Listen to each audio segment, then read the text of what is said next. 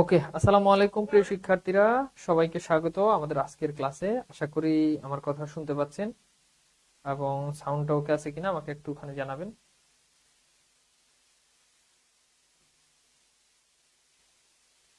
ঠিক আছে, সাউন্ড ঠিক আছে। ওকে, আসসালামু আলাইকুম শিক্ষার্থীরা, সবাই। ওকে, ভেরি গুড। সো আমি দেখতে পাচ্ছি যে সবকিছু ঠিকঠাক ভাবে শোনা যাচ্ছে এবং দেখা যাচ্ছে।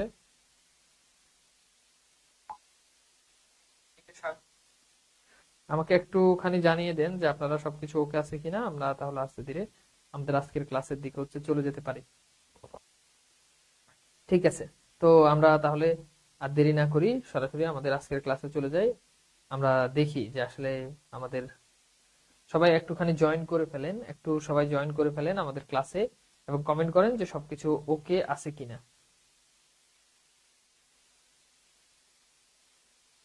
ওকে, তো ভাইয়া চলেন তাহলে আমরা শুরু করে দিই। আজকের ক্লাসে আমরা আলোচনা করব আমাদের যেই পদ প্রকরণ যে টপিকটা আছে, আমরা ওই টপিকটা নিয়ে ইনশাল্লাহ আজকের ক্লাসে আলোচনা করব। একদম আহ চেষ্টা করব একদম বেসিক টু অ্যাডভান্স আলোচনা করার জন্য, একদম বেসিক টু অ্যাডভান্স আলোচনা হবে। তো আশা করি যদি আপনারা পুরো ক্লাসটা যদি সঙ্গে থাকেন তাহলে ইনশাল্লাহ আপনারা নতুন অনেক কিছু জানতে পারবেন এবং নতুন অনেক কিছু জানতে পারবেন। সেই সাথে আপনাদের এই টপিকটা কিন্তু পরীক্ষার জন্য কিন্তু ভীষণ গুরুত্বপূর্ণ, ভীষণ একটা গুরুত্বপূর্ণ টপিক। এই টপিকটা নিয়ে ইনশাল্লাহ আজকের ক্লাসে একটা চমৎকার আলোচনা হবে।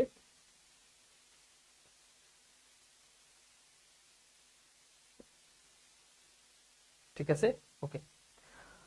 তো ঠিক আছে, ওকে ক্লিয়ার, ওকে ভাইয়া ক্লিয়ার। ওকে, তো সবকিছু যেহেতু ক্লিয়ার তাহলে আমরা আস্তে ধীরে আমাদের আজকের আলোচনার দিকে চলে যাই। হ্যাঁ, তো প্রথমেই আসেন, আমরা একটু পদ প্রকরণ পড়তে গেলে প্রথম ধাপে আমাদেরকে জানতে হবে যে আসলে এই পদ প্রকরণ, এই যে ব্যাপারটা, এই ব্যাপারটা আসলে কি, সেই পদ নিয়ে আমাদের প্রথমত একটু আলোচনা করা দরকার। জি, এমডি ইব্রাহিম গাজী, এটা হবে, আপনাদেরকে জানিয়ে দেওয়া হবে, কোনো সমস্যা নেই।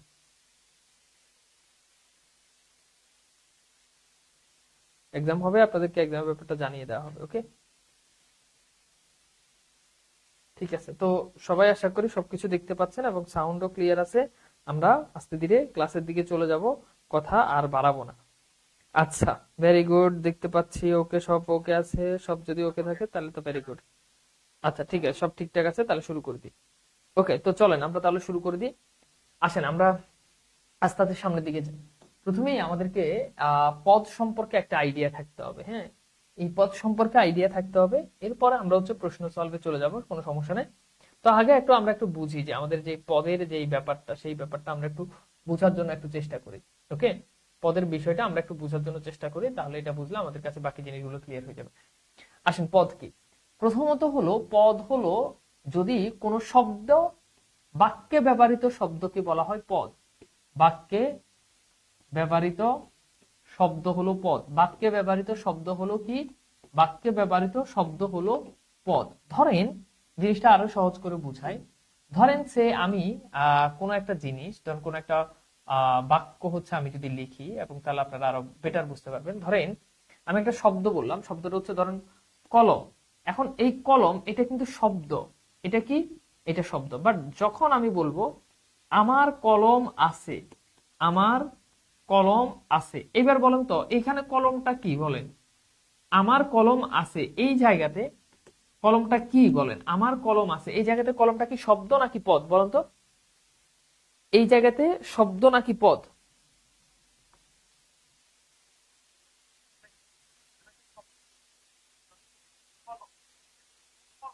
বলেন, আমার কথা বুঝতে পারছেন? বলেন, এটা এটা এটা কি? এই যে আমার আমার কলম আছে। এখন দেখেন, আমরা কিন্তু আগেই বলছি যে বাক্যে ব্যবহৃত শব্দ হলো পদ। তাহলে এই যে কলম, এটা যখন বাক্যে ব্যবহার হয়েছে, তাই না, তখন এটা হচ্ছে কি? এটা হচ্ছে পদ। তাহলে বাক্যে আসলে সেটা কি? সেটা হলো পদ। বাক্যে আসলে, বাক্যে ব্যবহৃত হলে সেটা হচ্ছে পদ। একটু পর্যন্ত আশা করি জিনিসটা ক্লিয়ার। এরপর আরেকটা সংজ্ঞা আছে, বিভক্তিযুক্ত শব্দকে বলা হয় পদ। বিভক্তি, বিভক্তিযুক্ত, বিভক্তিযুক্ত শব্দ, শব্দকে বলে পদ। বিভক্তিযুক্ত শব্দকে বলে কি? পদ। বিভক্তিযুক্ত শব্দকে বলে পদ। আচ্ছা, ধরেন আমি যদি বলি আম, এই যে আম, এটা কিন্তু শব্দ। এটা কি? এটা শব্দ। কিন্তু দেখেন যখন আমি বলবো আমের, আমি দাম বললাম যে আমের দাম বেশি, এই যে আমের এটা কিন্তু পদ, কারণ এখানে আম এটার সাথে এর বিভক্তি যুক্ত হয়েছে। এটার সাথে কি যুক্ত হয়েছে বলেন? এর বিভক্তি যুক্ত হয়েছে। তাহলে পদের এই দুইটা জিনিস যদি ভালো করে যদি বুঝেন, তাহলে বিভক্তিযুক্ত শব্দকে বলো পদ। পদের দুইটা সংজ্ঞা আছে, আরেকটা হচ্ছে বাক্যে ব্যবহৃত শব্দ হচ্ছে পদ, আরেকটা কি বাক্যে ব্যবহৃত শব্দ হলো পদ। ওকে, এবার যদি বুঝেন তাহলে আসেন 20তম বিসিএস এর এই প্রশ্নটা আমরা সলভ করি। পদ বলতে কি বুঝায় বলেন তো? পদ বলতে কি বুঝায় বলেন?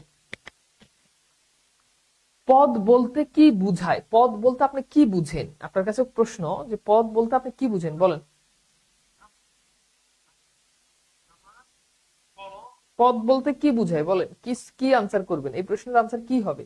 পদ বলতে কি বুঝায়? তাহলে বুঝতে পারতেছেন বিভক্তি যুক্তি শব্দ এখানে যুক্ত হবে আর কি, শব্দ বা ধাতু, এটাকে বলা হয়, এটা হচ্ছে কি পদ।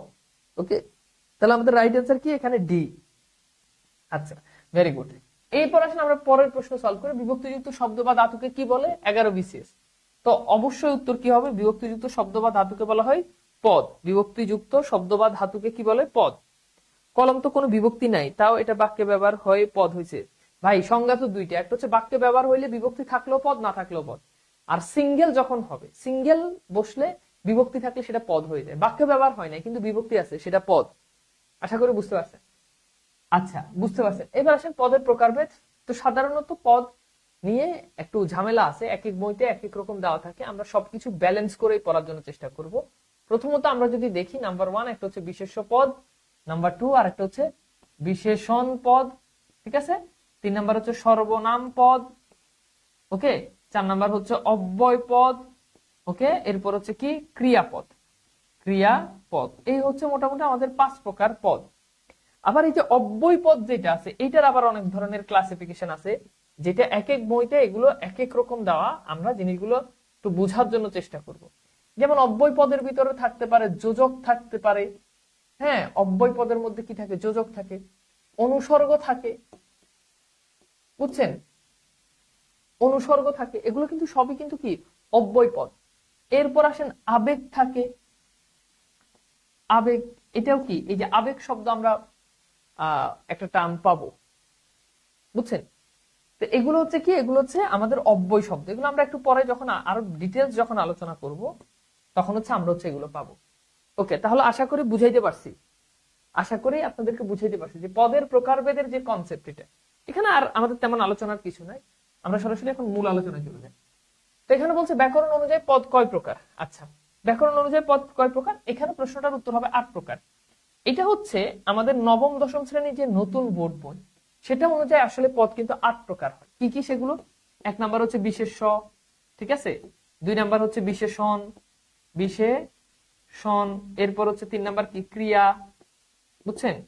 এরপর হচ্ছে কি? 4 নাম্বার যোজক। এরপর 5 নাম্বার কি? আবেগ। তারপর কি? 6 নাম্বার কি? সর্বনাম। 7 নাম্বার কি? অনুসর্গ। 8 নাম্বার ক্রিয়া বিশেষণ। ক্রিয়া বিশেষণ, এই হচ্ছে মোটামুটি 8 প্রকার। আমরা সবগুলো নিয়ে আলোচনা করব, যে বইতে যত প্রকারই হোক সবগুলো নিয়ে আলোচনা করবো। রেকর্ড ক্লাস কোথায় পাবো? রেকর্ড ক্লাস ওয়েবসাইটে পাবেন। ওকে, তো চলেন এবার আমরা আলোচনা করবো আমাদের বিশেষ্য পদ নিয়ে। বিশেষ্য পদ মানে কি? ইংরেজিতে যেটাকে বলে কি? নাউন। ইংরেজিতে এটাকে কি বলে? ইংরেজিতে এটাকে বলে নাউন, অর্থাৎ যেটা দ্বারা কোনো কিছু নাম বোঝায়, সেটাকে আমরা কি বলি? সেটাকে আমরা বলি বিশেষ্য পদ। সহজ কথা, যেটা দিয়ে কোনো কিছু নাম বোঝায় সেটাই হচ্ছে বিশেষ্য পদ। এখন এই বিশেষ্য পদের ক্লাসিফিকেশন নিয়ে একটু আলাপ আলোচনা করব। নাম্বার 1 একটা হচ্ছে নামবাচক বিশেষ্য। নামবাচক বিশেষ্য, ওকে। 2 নাম্বার হচ্ছে জাতিবাচক বিশেষ্য। জাতিবাচক বিশেষ্য। আচ্ছা আসেন ভাইয়া বুঝেন, নামবাচক বিশেষ্য কি? যেটা দ্বারা সিঙ্গেল নাম বুঝাবে, একক নাম। ইংরেজিতে এটাকে বলে প্রপার নাউন, অর্থাৎ নির্দিষ্ট নাম। সহজ কথা যদি বলি যে নির্দিষ্ট নাম মানে কি? নামবাচক বিশেষ্য। নির্দিষ্ট নাম, কোন একটা জাত, জাতি, কোন একটা মানে যে কোনো জিনিসের নাম নির্দিষ্ট হলে। যেমন ধরেন আমি যদি বলি পদ্মা, এটা কিন্তু একটা নদীর নির্দিষ্ট নাম। আমি যদি বলি নজরুল, এটা কিন্তু একজন ব্যক্তির নির্দিষ্ট নাম। খেয়াল করে দেখেন। আমি যদি বলি ঢাকা, এটা একটা শহরের নির্দিষ্ট নাম, তাই না? আমি যদি বলি যে ভারত, এটা একটা দেশের নির্দিষ্ট নাম। কথা বুঝতেছেন? নির্দিষ্ট নাম। পৃথিবীর সকল মানুষের নাম নির্দিষ্ট, প্রপার নাউন, নিজের নাম। মানে যেটা দ্বারা নির্দিষ্ট করে কোনো জিনিসকে বোঝানো হবে, যেটা দ্বারা নির্দিষ্ট করে কোনো জিনিসকে বোঝানো হবে, ওটাই কি? যেমন আমি যদি বলি যে গীতাঞ্জলি, এখন খেয়াল করে দেখেন এই যে গীতাঞ্জলি, এটা কিন্তু একটা গ্রন্থের নির্দিষ্ট নাম, একটা বইয়ের একটা নাম।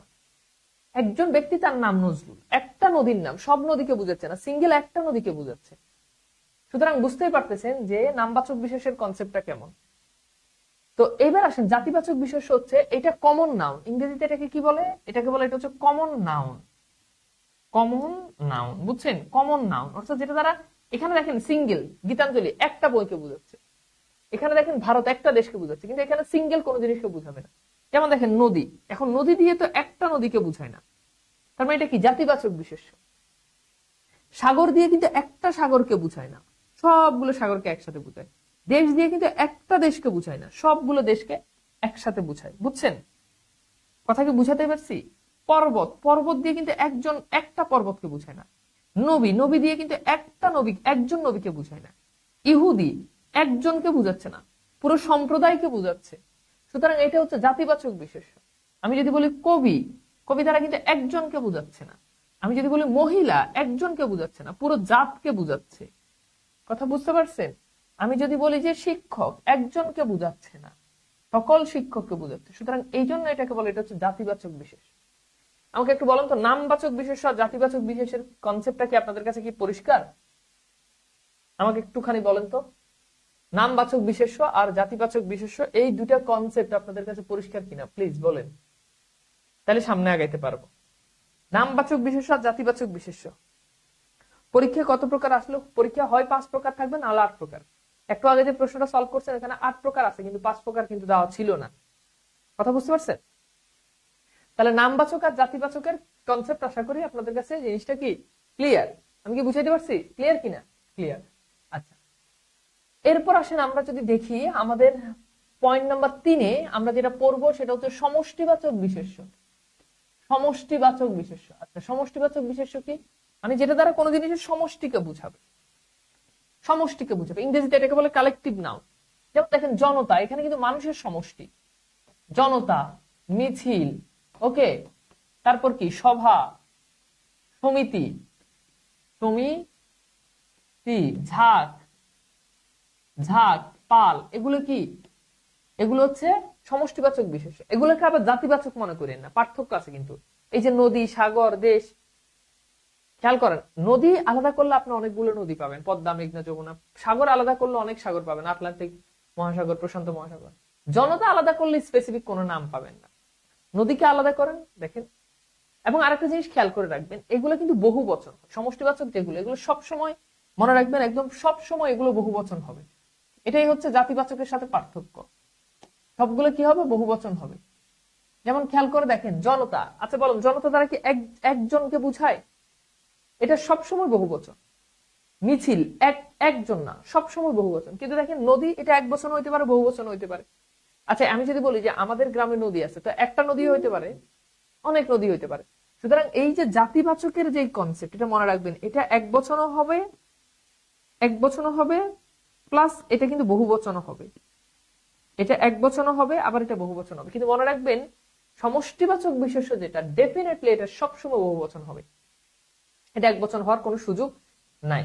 আচ্ছা, এরপর আসলে আমরা একটু দেখি বস্তুবাচক বিশেষ্য। এটা তো সবাই পারি, এটা আসলে না পারার কিছু নাই। বস্তুবাচক, তো বস্তুবাচক কি? কোনো বস্তুর নাম বুঝাবে, কোনো বস্তু, ম্যাটেরিয়ালস নাউন ইংরেজিতে যেটাকে বলে। যেমন দেখেন যদি বলি পানি, মাটি, কাগজ, এগুলো সবাই পারবেন তাই না? কাগজ, ইট, পাথর, বুঝছেন, কাপড়, চাল, এগুলো হচ্ছে কি? এগুলো হচ্ছে বস্তুবাচক বিশেষ্য। এগুলো কি বাচক বিশেষ্য? বস্তুবাচক বিশেষ্য। হ্যাঁ, আচ্ছা, তাহলে বস্তুবাচক বিশেষ্য ক্লিয়ার। এইবার আসেন আমরা এখন যে দুটা পড়বো, এই দুটা খুব ইম্পর্টেন্ট। 5 নম্বর আমরা যেটা পড়বো সেটা হচ্ছে ভাববাচক বা ক্রিয়াবাচক বিশেষ্য। ভাববাচক বা ক্রিয়াবাচক একই জিনিস। ভাববাচক বা ক্রিয়াবাচক বিশেষ্য, ভাববাচক বিশেষ্য বা ক্রিয়াবাচক বিশেষ্য কি? সাধারণত মনে রাখবেন এগুলোর সাথে অন, আনো, আ, এই 3টা প্রত্যয় যুক্ত থাকে, এবং সেটা অবশ্যই ক্রিয়ার নাম হতে হবে। যেমন খেয়াল করেন, আমি যদি বলি, ধরেন আমি কয়েকটা ক্রিয়ার নাম লিখি, তাহলে আপনি ভালো বুঝবেন। ধরেন আমি যদি বলি কি দেখছে, এটা কিন্তু ক্রিয়া। এখন দেখছে এই ক্রিয়ার ভাববাচক বিশেষ্য বা ক্রিয়াবাচক বিশেষ্য, ক্রিয়াবাচক বিশেষ্য কি হবে বলেন? ক্রিয়াবাচক বিশেষ্য কি হইতে পারে বলেন তো?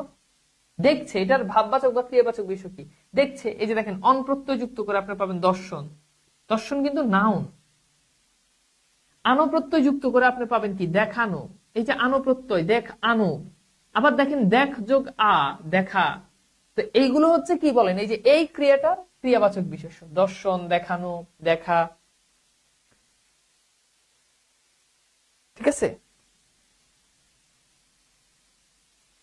স্যার, আপনার কি আজকে মন খারাপ? না, মন খারাপ না, মানে আমি আপনাদের ক্লাসে কোন বিসিএস এর আগে শেষ হলো না হলো এটা আসলে আমার কোর্সের উদ্দেশ্য না। আমার কোর্সের উদ্দেশ্য আমার রুটিন অনুযায়ী ক্লাস চলতেছে, ক্লাস কিন্তু মিস নেই, রুটিন অনুযায়ী ক্লাস চলবে। অ্যাক্সিডেন্টালি কোনো ইস্যু হইলে সেটা দু একটা ক্লাস মাঝে মধ্যে মিস হয়, আদারওয়াইজ মিস হয় না। তো কাজে আমি কোনো কিছুকে টার্গেট করে পড়াই না, আমার টার্গেট একটাই যে আপনাদেরকে বাংলা সাহিত্য আর ব্যাকরণ শেখানো। বুঝছেন? আচ্ছা, বুঝতে পারছেন? তো এরকম আসেন আমরা আরো কিছু ভাববাচক বিশেষের নাম শিখি। যেমন খেয়াল করেন যেগুলো পরীক্ষাতে আসে, গমন, শয়ন, বুঝছেন? তারপর কি আহ আহ তারপর হচ্ছে কি গমন, শয়ন, দর্শন, ভোজন, বুঝছেন? এগুলো কি অনপ্রত্যয় যুক্ত। আবার আপ্রত্যয় যুক্ত হতে পারে দেখা, পড়া। এগুলোকে অনেকে ক্রিয়া মনে করেন, পড়া কিন্তু ক্রিয়া না। শুধু পড়া এটা দিয়ে কখনো আপনি বাক্য শেষ করতে পারবেন না। পড়ছে, পড়বো, এগুলো ক্রিয়া, পড়া কিন্তু ক্রিয়া না। পড়া, তারপর হচ্ছে কি এই যে খাওয়া, এগুলো কিন্তু ভাববাচক বিশেষ্য, এগুলো কিন্তু বিশেষ্য। খাওয়া, যাওয়া, দাওয়া, এগুলো আপ্রত্যয় যুক্ত হয়। আনপ্রত্যয় যুক্ত যেগুলো দেখানো, করানো, ঘুমানো, পড়ানো, শুয়ানো, এই সবগুলো হচ্ছে কি ক্রিয়াবাচক বিষয়। এবার আমাকে বলেন ক্রিয়াবাচক বিষয় কি বুঝতে পারছেন? আমাকে একটু বলেন তো, চেয়ার টেবিল কি বিশেষ্য? এই যে বস্তুবাচক বিশেষ্য। ইংরেজিতে চেয়ার টেবিল কি সেটা আমি জানি না, বাংলাতে চেয়ার টেবিল বস্তুবাচক বিশেষ্য, কনফার্ম। ওকে, এবার আমাকে বলেন আমি কি আপনাদেরকে জিনিসটা বুঝাইতে পারছি? কথা কি ক্লিয়ার? আমাকে একটু বলেন তো প্লিজ, আমাকে একটু বলেন ভাববাচক বা ক্রিয়াবাচক বিষয় বুঝতে পারছেন? একটু পরে কোশ্চেন সলভ করলে আরো বেটার বুঝতে পারবেন। তো এবার আসেন, এরপর হচ্ছে গুণবাচক বিশেষ্য। গুণবাচক বিশেষ্য তো বুঝতে পারতেছেন, গুণের বিশেষ্য যেটা এটাই হচ্ছে গুণবাচক বিশেষ্য। গুণের বিশেষ্য যেটা সেটা ডেফিনেটলি গুণবাচক বিশেষ্য। আচ্ছা, যেমন খেয়াল করুন সুন্দর, তাহলে এই যে সুন্দর এটা কিন্তু অ্যাডজেক্টিভ মানে বিশেষণ। তো এইটা নাউন যেটা ওটাই হচ্ছে গুণবাচক বিশেষ্য, ওটার নাউন যেটা সেটাই হচ্ছে গুণবাচক বিশেষ্য। তাহলে সুন্দরের গুণবাচক বিশেষ্য কি হতে পারে? আমি যদি বলি যে তরুণ, এটার গুণবাচক বিশেষ্য কি হতে পারে? আমি যদি বলি যে বীর, এটার গুণবাচক বিশেষ্য কি হতে পারে? আমি যদি বলি যে মধুর, এটা কিন্তু অ্যাডজেক্টিভ, এটার গুণবাচক বিশেষ্য কি হতে পারে? আমি যদি বলি সরল, এটার গুণবাচক বিশেষ্য কি হতে পারে? তো বুঝতে পারতেছেন কি হবে বলেন? এখন এটার জন্য একটা কৌশল আছে, কৌশলটা কি বলবো? কৌশলটা হচ্ছে এই ধরনের শব্দের সাথে জ, জফলা, তা, তয়, ভ, এই চারটা প্রত্যয় সচরাচর যুক্ত থাকে। এই চারটা প্রত্যয় সচরাচর যুক্ত থাকে। হ্যাঁ, এই চারটা প্রত্যয় সচরাচর কি থাকে? যুক্ত থাকে। আসেন একটু দেখি। তাহলে বলেন সুন্দর, এটার গুণবাচক বিশেষ্য কি হবে বলেন? এগুলো কিন্তু বিশেষ্য না, গুণবাচক বিশেষ্য হচ্ছে এইগুলো। বলেন তো কি হবে? বলেন সুন্দর, এটার গুণবাচক বিশেষ্য কি হবে? বুঝতে পারতেছেন? সৌন্দর্য, সৌন্দর্য। এই যে দেখেন শেষে কি আছে? জ আছে। তরুণ, এটা কি হবে বলেন? তারুণ্য। তাহলে এই যে দেখেন জফলা যুক্ত হয়েছে, বা তরুণ্য যেটাই বলেন, তারুণ্য। তাহলে এখানে দেখেন জফলা যুক্ত হয়েছে। বীর কি হবে? বীরত্ব। এখানে দেখেন কি তয় ভ প্রত্যয় যুক্ত হয়েছে। মধুর, এটা দুইটা হইতে পারে, মাধুর্য হইতে পারে, হয় জ দিয়ে মাধুর্য করবেন, না হলো মধুরতা করবেন তা দিয়ে। আবার খেয়াল করে দেখেন সরল, এটা কি হবে? সরলতা, সরলতা। তাহলে এগুলো হচ্ছে কি গুণের বিশেষ্য, হচ্ছে গুণবাচক বিশেষ্য। যেটা গুণের বিশেষ্য সেটাই কি গুণবাচক বিশেষ্য। আমি কি বুঝাইতে পারছি আপনাদেরকে? যেটা গুণের বিশেষ্য সেটাই গুণবাচক বিশেষ্য। চলন্ত কোন প্রকার বিশেষ্য?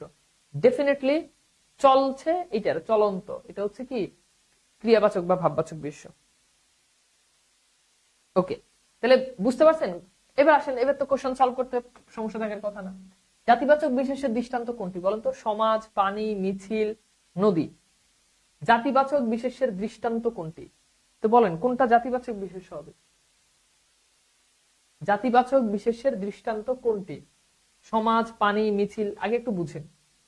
প্রথম কথা হচ্ছে সমাজ, এটা কিন্তু সমাজ মানে কিন্তু মানে এটা কিন্তু সমাজ, এটা কিন্তু বহুবচন বোঝায়, তাই না? সমাজ, আমাদের সমাজ একজন মানুষ থাকে না, অনেকজন মানুষ থাকে। সুতরাং এটা হচ্ছে কি আমাদের সমষ্টিবাচক বিশেষ্য। আবার মিছিল, এটা তো সমষ্টিবাচক, এটা তো পড়াইছিলাম আপনাদেরকে। আর পানি, এটা হচ্ছে বস্তুবাচক। তো বুঝতে পারতেছেন এখানে রাইট অ্যান্সার হচ্ছে কি নদী। রাইট অ্যান্সার কি হবে? নদী হবে। ওকে। আচ্ছা, শয়ন, হরণ, গহন এগুলো কোন ধরনের বিশেষ্য? একটু আগে পড়াইছি, বলেন কোন ধরনের বিশেষ্য? শয়ন, হরণ, গহন এগুলো কোন ধরনের বিশেষ্য? শয়ন, হরণ, গ্রহণ এগুলো কোন ধরনের বিশেষ্য বলেন? শয়ন, হরণ, গহন। শয়ন, হরণ, গহন। তাহলে শয়ন, এগুলো খেয়াল করে দেখেন, শয়ন, হরণ সবগুলো দেখেন অন প্রত্যয় আছে। সুতরাং এগুলো কোন ধরনের হবে বলেন তো? এটা হচ্ছে কি ভাববাচক বিশেষ্য বা ক্রিয়াবাচক বিশেষ্য। ওকে, ওকে, ভেরি গুড। এরপরে আসেন যে তিতাস একটি নদীর নাম। এখানে নদী কোন ধরনের? তো বুঝতে পারতেছেন, একটু আগে সলভ করছেন। নদী কি হবে? জাতিবাচক। ওকে, এবার বলেন বিশেষ্য পদ কি ক্লিয়ার আপনাদের? তাহলে আমরা বিশেষণ পদের আলোচনায় যাব। বিশেষ্য পদ কি আপনাদের ক্লিয়ার কিনা বলেন তো?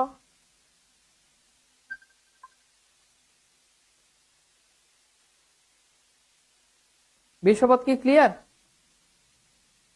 ওকে, ভেরি গুড। তাহলে আমি বুঝাইতে পারছি। হ্যাঁ, আশা করি আপনাদের কাছে জিনিসটা পুরোপুরি ক্লিয়ার। হ্যাঁ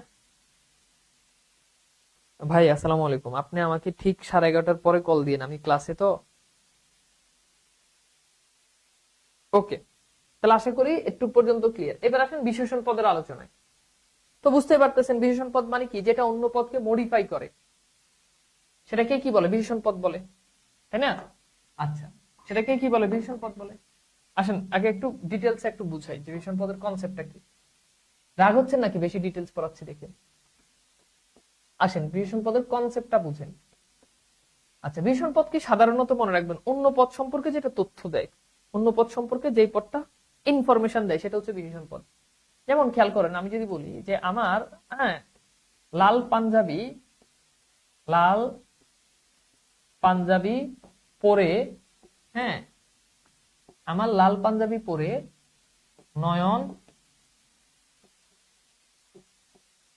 সবুজ পাহাড়ে, সবুজ পাহাড়ে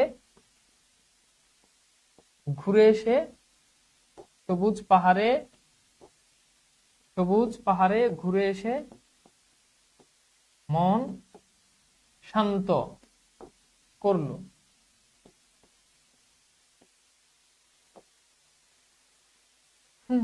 আচ্ছা, এবার খেয়াল করেন, একটু বুঝেন। তাহলে দেখেন আমার সবুজ পাঞ্জাবি, তাহলে এখন দেখেন তো এই যে এখানে পাঞ্জাবি সম্পর্কে কিন্তু তথ্য দিচ্ছে কিন্তু লাল। কেমন পাঞ্জাবি? দেখেন কেমন পাঞ্জাবি, লাল পাঞ্জাবি। সবুজ পাহাড়, আবার দেখেন কেমন পাহাড়, কেমন পাহাড়, উত্তর হচ্ছে কি সবুজ পাহাড়। তাহলে সাধারণত মনে রাখবেন প্রায় 90% কেসে কেবল কেমন দিয়ে আপনি প্রশ্ন করলে যে উত্তরটা পান ওটা হচ্ছে বিশেষণ, 90% কেসে। বাকিগুলো কেমন? বাকি ধরেন আমি যদি বলি যে 1 টাকা, তাহলে টাকার বিশেষণকে এক, এখন তো আপনি বলতে পারবেন না কেমন টাকা, তাহলে একটা কিন্তু বিশেষণ। এই যে এখানে দেখেন একটা কি, একটা হচ্ছে বিশেষণ। কথা বুঝতে পারতেছেন? একটা কি বিশেষণ। আবার যদি আমি যদি বলি যে 100 টাকা, তাহলে বুঝতেছেন যে এই যে 100টা আছে এটাও কি বিশেষণ, এটা কি বিশেষণ। আবার ধরেন আমি যদি বলি যে প্রথম শ্রেণী, তাহলে দেখেন প্রথম শ্রেণী, এই যে শ্রেণীটা আছে এটাও কি, এটা বিশেষণ। বুঝছেন? আবার ধরেন আমি যদি বলি যে 2 ডজন, 2 ডজন ডিম বা আম, যেটাই বলেন, তাহলে এই যে দেখেন 2 ডজন, এটা কিন্তু বিশেষণ।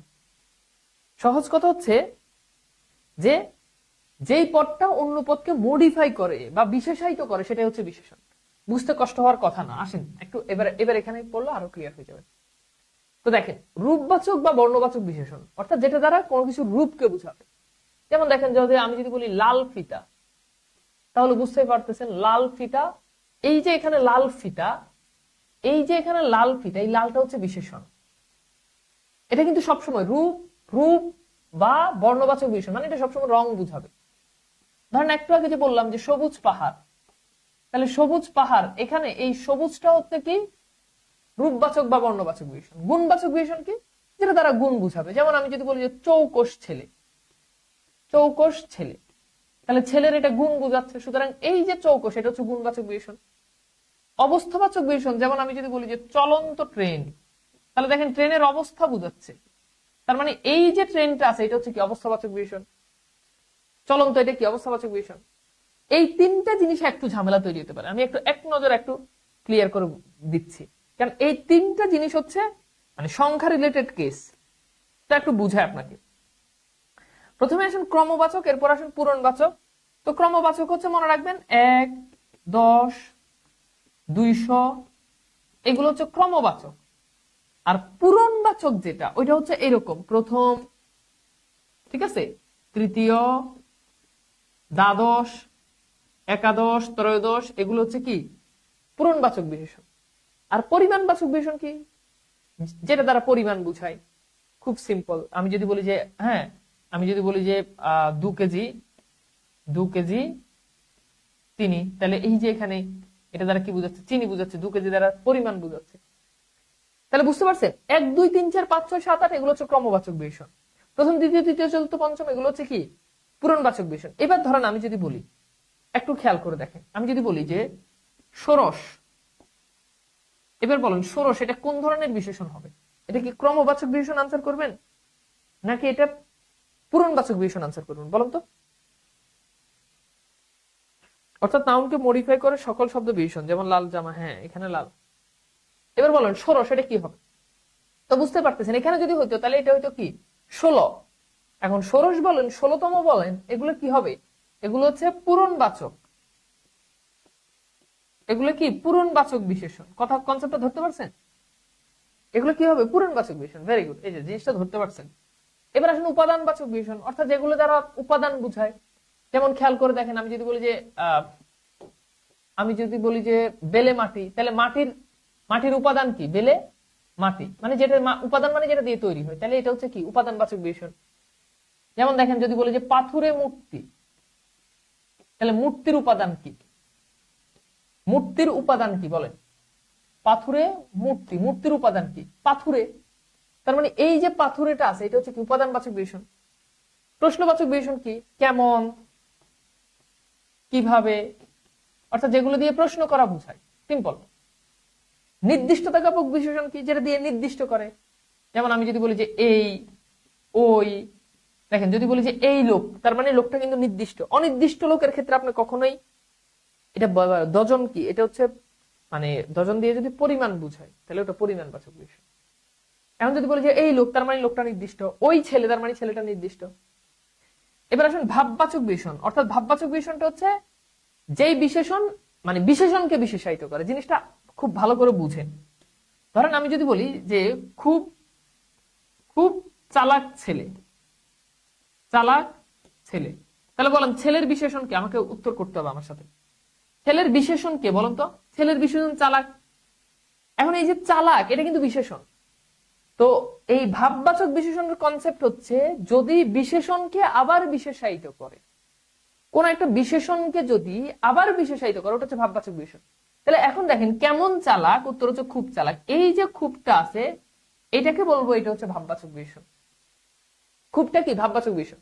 আচ্ছা এইবার আমি যদি বলি যে অতি সহজ কাজ, এবার বলেন এই বাক্যে অতি সহজ কাজ, এই বাক্যে বলেন তো ভাববাচক বিশেষণ কোনটা বলতে পারবেন? ধরেন আমি বললাম যে অতি সহজ কাজ, এখন এই বাক্যে ভাববাচক বিশেষণ কোনটা বলেন? অতি সহজ কাজ, এই বাক্যে ভাববাচক বিশেষণ কোনটা বলেন?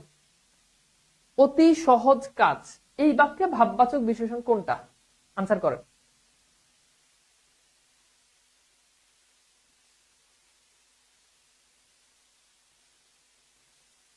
রানিং ক্লাস, এটা আজকের প্রথম ক্লাস, অর্থাৎ পদ প্রকরণের উপর এটাই প্রথম ক্লাস।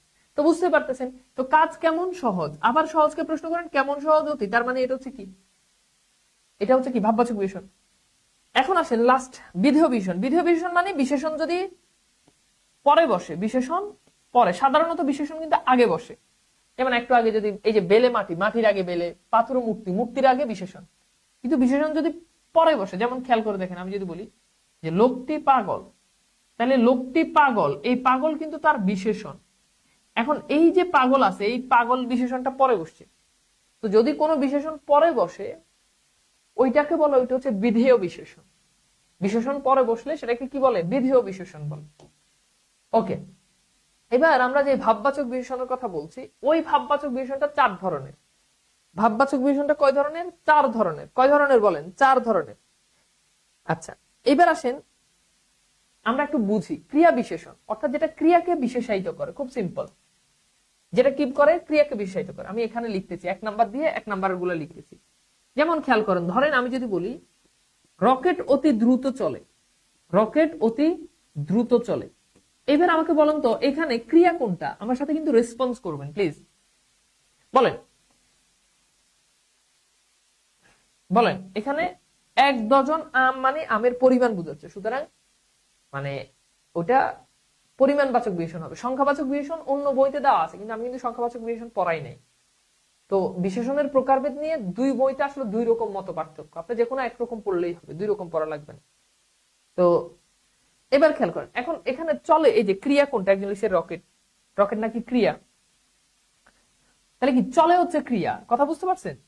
চলে কি ক্রিয়া? এখন এই চলেকে প্রশ্ন করেন যে কিভাবে চলে, অর্থাৎ চলের বিশেষণ কে বলেন তো? এই যে এখানে দেখেন চলে আছে, এই চলের বিশেষণ কে? ডেফিনেটলি চলের বিশেষণ হচ্ছে দ্রুত। কিভাবে চলে? দ্রুত চলে। কিভাবে চলে? দ্রুত। তাহলে দ্রুত হচ্ছে ক্রিয়া বিশেষণ। দ্রুত কি বিশেষণ? দ্রুত হচ্ছে ক্রিয়া বিশেষণ। আচ্ছা, 2 নাম্বার আসেন, বাক্যটা আমি একটু লিখি। ধরেন আমি যদি বলি যে আস্তে কথা বলো, এবার বলেন এই বাক্যে ক্রিয়া বিশেষণ কোনটা? এই বাক্যে ক্রিয়া বিশেষণ কোনটা বলেন? এই বাক্যে ক্রিয়া বিশেষণ কোনটা? 3 নাম্বার বাক্য আমি যদি বলি যে ধীরে ধীরে বায়ু বয়, ধীরে ধীরে বায়ু বয়, ধীরে ধীরে বায়ু বয়। তাহলে এইবার আমার সাথে একটু বলেন তো ভাইয়া যে কি রাইট অ্যান্সার করবেন। দেখেন বলো আস্তে কথা বলো, তাহলে আস্তে কথা বলো। এখন কিভাবে বলো? আস্তে বলো, সুতরাং আস্তে হচ্ছে ক্রিয়া বিশেষণ। ধীরে ধীরে বায়ু বয়, বয় মানে কি? বয়ে যায়। বয় মানে কি? বয়টা হচ্ছে ক্রিয়া। বয় মানে কি? বয়ে যায়। বয় মানে কি? বয়ে যায়। তাহলে কিভাবে বয়ে যায়? ধীরে ধীরে বয়ে যায়। এই যে ধীরে ধীরে আছে, এটা হচ্ছে কি? ক্রিয়া বিশেষণ। ধীরে ধীরে কি? এটা হচ্ছে ক্রিয়া বিশেষণ। বুঝতে পারছেন? Very good. তাহলে একটু পর্যন্ত আমাদের কনসেপ্ট আশা করি ক্লিয়ার। এইবার আসেন এখানে 2 নাম্বার, যেটা এখানে 2 নাম্বারে বলতেছে যে বিশেষণের বিশেষণ। তো বুঝতে পারতেছেন, অর্থাৎ বিশেষণের বিশেষণটাই, শব্দটাই বুঝতে পারতেছেন যে একটা বিশেষণ, ওই বিশেষণ আবার বিশেষণ। এরকম অলরেডি আমরা কেস সলভ করে আসছি। যেমন খেয়াল করেন, আমি যদি বলি যে খুব সুন্দর ছেলে, খুব সুন্দর ছেলে, তাহলে দেখেন ছেলের বিশেষণ সুন্দর। তাহলে এই বিশেষণের বিশেষণ কে? খুব। তাহলে দেখেন এই যে সুন্দর বিশেষণের বিশেষণ হচ্ছে খুব। তাহলে বিশেষণের বিশেষণ, এই যে খুব, এটা হচ্ছে বিশেষণের বিশেষণ, কারণ এটা বসছে আরেকটা বিশেষণকে বিশেষায়িত করার জন্য। কথা বুঝতে পারছেন? আচ্ছা, এইবার আরো ভালো করে খেয়াল করেন। আমি যদি বলি যে হ্যাঁ দ্রুত, হ্যাঁ দ্রুত, আচ্ছা ধরেন বললাম যে অতি চমৎকার জামা, অতি চমৎকার জামা। এবার বলেন এই বাক্যে কোনটা বিশেষণের বিশেষণ? এই বাক্যে কোনটা বিশেষণের বিশেষণ বলেন? এই বাক্যে কোনটা বিশেষণের বিশেষণ বলেন তো? এই বাক্যে কোনটা বিশেষণের বিশেষণ? তো বুঝার বাকি আছে যে জামা কেমন জামা? চমৎকার। তাহলে কেমন চমৎকার? অতি চমৎকার, তাই না? অতি চমৎকার। সুতরাং অতিটা হচ্ছে বিশেষণের বিশেষণ। অতিটা কি? বিশেষণের বিশেষণ। ওকে, 3 নাম্বার একটা বাক্য এখন পর্যন্ত বাংলাদেশে যত পরীক্ষা আসে সব পরীক্ষাতে একটা বাক্য আসছে, এই একটা বাক্য মনে রাখবে, অব্যয়ের বিশেষণ। সে অব্যয়ের বিশেষণটা কি? অব্যয়ের বিশেষণ হচ্ছে, আমি একটু লিখে দিই যে শতধিক। ধিক মানে হচ্ছে ধিক্কার। শতধিক নির্লজ্জ যেজন, শতধিক নির্লজ্জ যেজন। তাহলে খেয়াল করেন এই ধিক যেটা, এই যে ধিক, শতধিক, এই ধিক মানে হচ্ছে ধিক্কার। তাহলে কত ধিক্কার, শতধিক, এই যে শতটা আছে এটা হচ্ছে অব্যয়ের বিশেষণ। এই একটা লাইন মনে রাখবে, শতধিক নির্লজ্জ যেজন, কোন বিশেষণ? অব্যয়ের বিশেষণ। এরপর হচ্ছে বাক্যের বিশেষণ, অর্থাৎ বাক্যের বিশেষণটা সবসময় বাক্যের শুরুতে বসে। যেমন খেয়াল করে দেখেন, যদি আমি বলি যে বাস্তবিক, হ্যাঁ, দেশ রসাতলে যাচ্ছে, রসাতলে যাচ্ছে, তাহলে দেখেন বাস্তবিক দেশ রসাতলে যাচ্ছে। এখন এই বাক্যে যে বাস্তবিক আছে, এই বাক্যে যে বাস্তবিক আছে, এটা বাক্যের শুরুতে বসছে। মনে রাখবেন, বাক্যের বিশেষণ সর্বদা বাক্যের শুরুতে বসে, বাক্যের শুরুতে বসে, বাক্যের শুরুতে বসে, বাক্যের শুরুতে বসে পুরো বাক্যকে বিশেষায়িত করে। যেমন দেখেন, দেশ রসাতলে যাচ্ছে, সেটা কি? সেটা বাস্তবিক, এই যে পুরো বাক্যকে মডিফাই করতেছে। ঠিক আছে, বুঝাইতে পারছি আপনাদেরকে? আচ্ছা, এবার আসলে আমরা একটু কোশ্চেন সলভ করি। নিচের কোনটি গুণবাচক বিশেষণের উদাহরণ? বলেন, নিচের কোনটি গুণবাচক বিশেষণের উদাহরণ?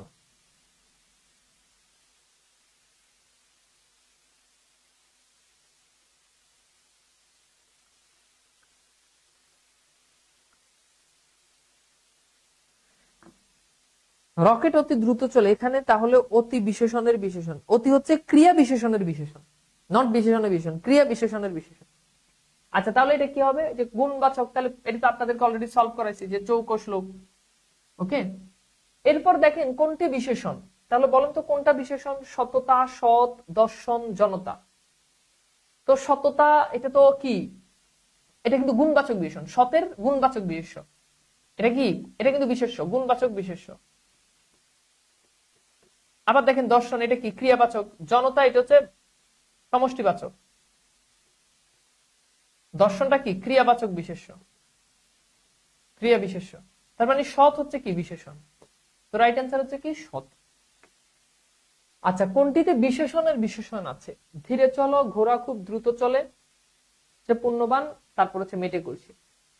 তো বলেন কোনটাতে বিশেষণের বিশেষণ আছে? কোনটাতে বিশেষণের বিশেষণ আছে? হ্যাঁ, কোনটাতে বিশেষণের বিশেষণ আছে বলেন তো? তাহলে একটু খেয়াল করেন, এইটা রাইট অ্যান্সার। চলে, কিভাবে চলে? এটা কিন্তু দ্রুত বিশেষণ। এই বিশেষণের বিশেষণ হচ্ছে আবার কে? খুব। বুঝছেন? তার মানে এটা। তবে আরো স্পেসিফিক বললে, এটা যেহেতু ক্রিয়া, তাহলে এটাকে আমরা আরো স্পেসিফিক করে এটা বলতে পারি যে এটা হচ্ছে ক্রিয়া বিশেষণের বিশেষণ। এটা কি? ক্রিয়া বিশেষণের বিশেষণ। ওকে, এটা আমরা বলতে পারি। আচ্ছা, তো এখানে যেহেতু ক্রিয়া বিশেষণের বিশেষণ বলে না, বিশেষণের বিশেষণ বলতে, তো এটা যেহেতু একটা বিশেষণ, তো এটার বিশেষণ হচ্ছে খুব, তার মানে এটা হচ্ছে কি? বিশেষণের বিশেষণ।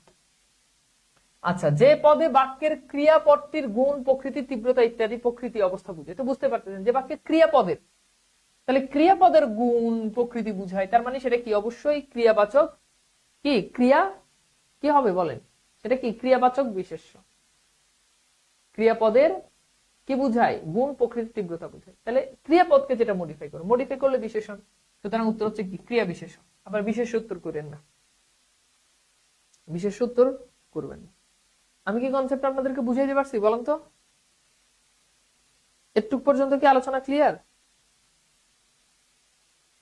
ওকে, এরপর আসেন আমরা দেখি যে নিচের কোনটি ক্রিয়া বিশেষণের উপর উদাহরণ। নিচের কোনটি ক্রিয়া বিশেষণ উদাহরণ? ক্রিয়া বিশেষণ মানে যেটা ক্রিয়াকে বিশেষিত করে। তো এটা অলরেডি আমরা পড়ছি ক্লাসে, এটা অলরেডি আমাদের পড়া জিনিস। তাহলে বয় কিভাবে বয়? ধীরে ধীরে বয়, তাই না? তার মানে এই যে ধীরে ধীরে আছে, এটা হচ্ছে কি? ক্রিয়া বিশেষণের, এটা হচ্ছে ক্রিয়া বিশেষণ। আচ্ছা, আশা করি একটু পর্যন্ত আমাদের আলোচনা ক্লিয়ার। আমি কি আপনাদেরকে বুঝাইতে পারছি? কনসেপ্টটা বুঝাইতে পারছি? ওকে,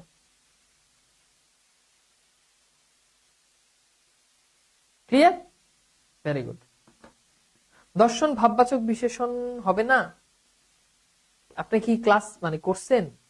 এই যে রাশিদা খাতুন ক্লাস করছেন? দর্শন তো হচ্ছে ভাববাচক বিশেষণ। হ্যাঁ, ঠিক আছে, দর্শন ভাববাচক বিশেষণ। তো ভাববাচক বিশেষণটা ভাববাচক বিশেষ্য, ভাববাচক বিশেষণ না, ভাববাচক বিশেষ্য। আচ্ছা, তাহলে আজকের ক্লাসে আমরা কি পড়লাম? আজকের ক্লাসে আমরা দুইটা পদ পড়লাম, একটা হচ্ছে বিশেষ্য পদ, আরেকটা হচ্ছে কি? বিশেষণ পদ। বুঝতে পারছেন?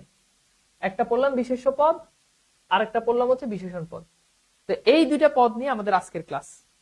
তো একটু তো কঠিন আছেই, বাট পড়লে কিন্তু জিনিসটা অত কঠিন না। ঠিক আছে, তো আজকের ক্লাসটা কেমন লাগছে একটুখানি জানান। আশা করি আজকের ক্লাস আপনাদের কাছে ভালো লেগেছে। আমরা আজকের ক্লাসে বিশেষ্য এবং বিশেষণ পদ নিয়ে বিস্তারিত আলোচনা করার জন্য চেষ্টা করেছি। ইনশাল্লাহ পরবর্তী ক্লাসগুলোতে আমরা আরো ডিটেলস এবং আরো অনেক বেশি পড়ার জন্য চেষ্টা করব। তাহলে সে পর্যন্ত ভালো থাকেন, সুস্থ থাকেন, আল্লাহ হাফেজ।